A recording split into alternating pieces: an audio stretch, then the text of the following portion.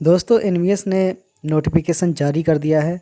बहुत सारे स्टूडेंट जो कम्पिटिटिव एग्ज़ाम का तैयारी कर रहे हैं वो काफ़ी दिनों से एनवीएस की वैकेंसी के लिए इंतज़ार कर रहे थे। तो आखिरकार एनवीएस ने नोटिफिकेशन जारी कर दिया है। दोस्तों बहुत सारी पोस्टें हैं जैसे कि assistant section office audit assistant, junior translation officer, legal assistant, stenographer, computer operators, junior secretarial assistant and multitasking staff. दोस्तों इसमें टोटल 1377 पोस्टें निकाली गई हैं जो कि काफ़ी अच्छी रिक्रूटमेंट है। तो आइए चलते हैं, देखते हैं कि कौन सी पोस्ट के लिए क्या एलिजिबिलिटी है। दोस्तों अब आते हैं पोस्ट के लिए एलिजिबिलिटी क्राइटेरिया क्या है। दोस्तों फीमेल स्टाफ नर्स के लिए जो एसेंशियल क्वालिफ़िकेशन होनी चाहिए वो बीएससी ऑनर्स होना चाहिए इन नर्सिंग में from a recognised university institute, या फिर regular course in BSc nursing या फिर regular course in BSc nursing from a recognised university institute. Basic BSc nursing किसी रिकॉग्नाइज्ड यूनिवर्सिटी से या फिर इंस्टीट्यूट से।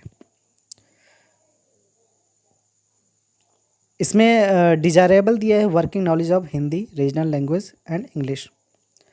दूसरा है असिस्टेंट सेक्शन ऑफिसर, इसकी पे स्केल काफ़ी ठीक ठाक है। और जो क्वालिफ़िकेशन है बैचलर डिग्री इसमें मांगा है, 3 साल के लिए एक्सपीरियंस मांगा है। अगला है हमारा ऑडिट असिस्टेंट, इसमें qualification BCom from recognised university, 3 साल का एक्सपीरियंस। अगला है हमारा जूनियर ट्रांसलेशन ऑफिसर, इसकी क्वालिफिकेशन है मास्टर डिग्री है from recognised university in Hindi with English as a compulsory objective subject, या फिर master degree of a recognised university in English with Hindi as a compulsory और इफेक्टिव सब्जेक्ट। सब में master degree मांगा गया है। अगला है लीगल असिस्टेंट, इसकी एज 23 से 35 वर्ष होनी चाहिए और इसमें लॉ की पढ़ाई करना ज़रूरी है, यानी कि degree in law from a recognised university.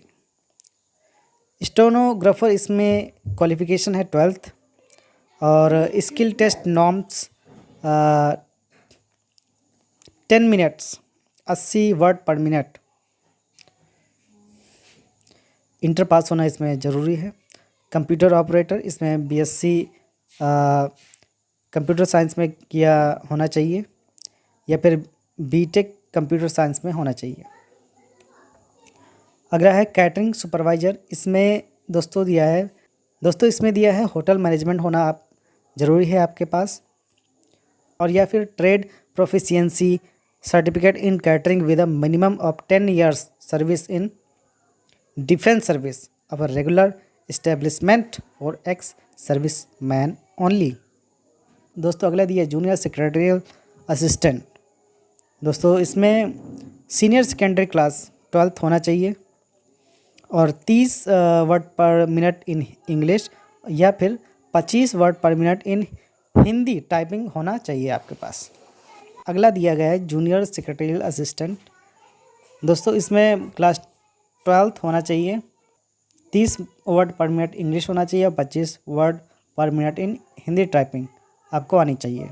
अगला है हमारा इलेक्ट्रिशियन कम प्लम्बर, दोस्तों इसमें केवल 10th पास होना चाहिए, आईटीआई का सर्टिफिकेट होना चाहिए, 2 साल का एक्सपीरियंस होना चाहिए।